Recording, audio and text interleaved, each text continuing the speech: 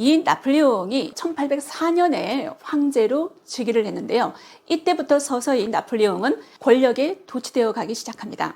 나폴레옹 생일이 8월 15일이에요. 이 8월 15일을 성 나폴레옹 축일로 기념합니다. 독재자가 가는 길을 가고 있다는 거죠. 자기 생일을 자기만 기념하면 되지. 전 국민이 기념하게끔 만들었던 인물이 나폴레옹 보나파르트였습니다.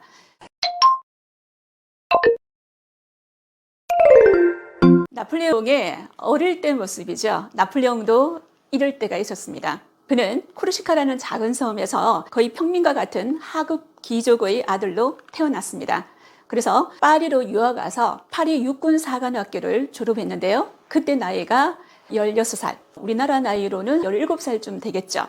17살 때 포병 소위로 임관했습니다.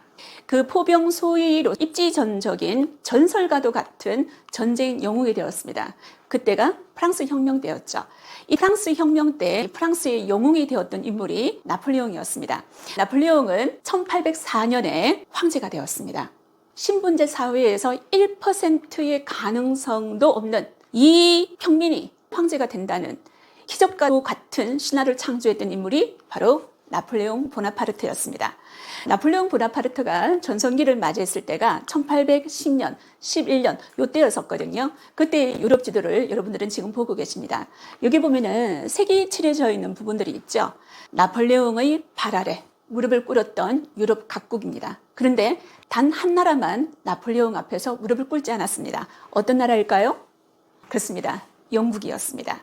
이 나폴레옹이 1804년에 황제로 즉위를 했는데요. 이때부터 서서히 나폴레옹은 권력에 도취되어 가기 시작합니다. 나폴레옹 생일이 8월 15일이에요. 이 8월 15일을 성 나폴레옹 축일로 기념합니다. 독재자가 가는 길을 가고 있다는 거죠.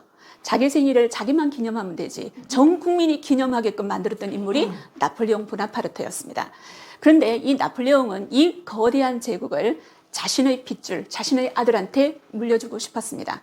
그런데 40이 다 돼갈 동안 그 아들은 한 명도 태어나지 않았습니다.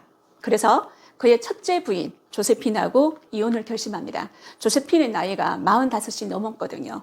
이제는 폐경이 되어서 아이를 낳을 수 없는 순간이 다가왔다는 거죠.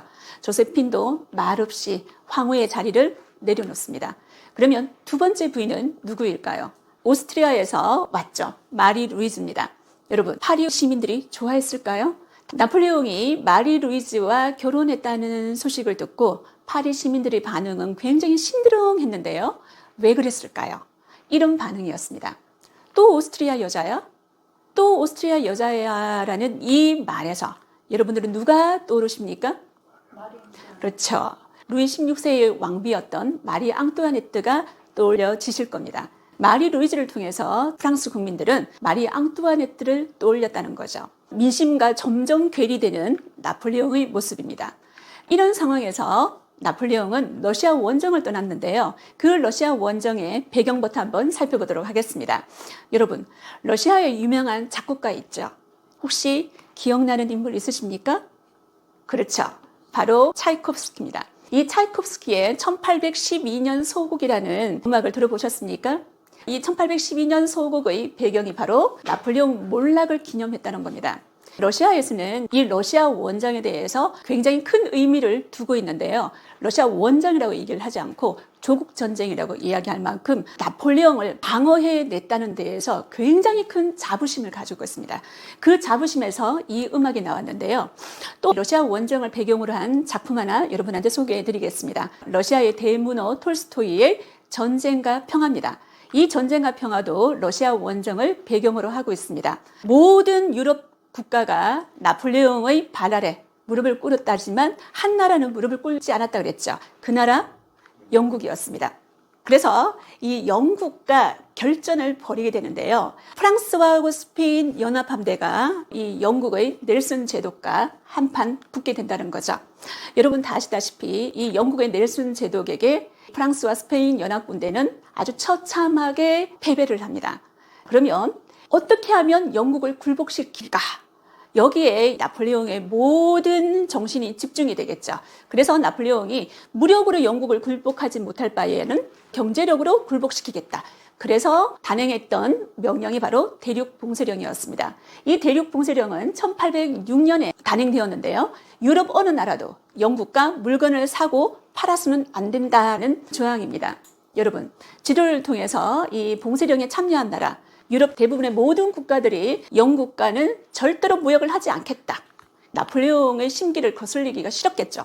풍자화를 하나 소개해 드리겠습니다. 오른쪽에 이강모자를 쓰고 있는 남자, 누구일까요? 나폴레옹입니다. 왼쪽에 이 나폴레옹의 눈치를 보면서 자꾸 뭔가 딴 생각을 하고 딴짓을 하려고 하는 사람이 하나 있죠. 바로 영국 귀족의 모습이라고 할 수가 있습니다. 이 영국이 러시아하고 내통을 했다는 거죠. 그러면 러시아는 왜 이 대륙 봉쇄령을 어기게 되었을까요? 러시아는 여러분들이 다 아시다시피 당시에는 굉장히 후진국이었습니다. 유럽 내에서 아주 후발국가였죠. 농업 위주의 산업국가였는데요. 이 러시아는 농산물을 유럽이라든지 영국에 팔아야지만 영국의 뛰어난 공산품을 받아올 수 있었습니다. 그런데 대륙 봉쇄령 때문에 러시아는 가장 큰 타격을 입은 나라 중에 한 나라였습니다. 그래서 러시아가 대륙 봉쇄령을 뚫을 수 있는 방법 뭐밖에 없습니까? 밀무역이죠. 몰래 할 수밖에 없다는 거죠. 그래서 이 러시아를 응징하러 갔던 원정이 러시아 원정이 되겠습니다.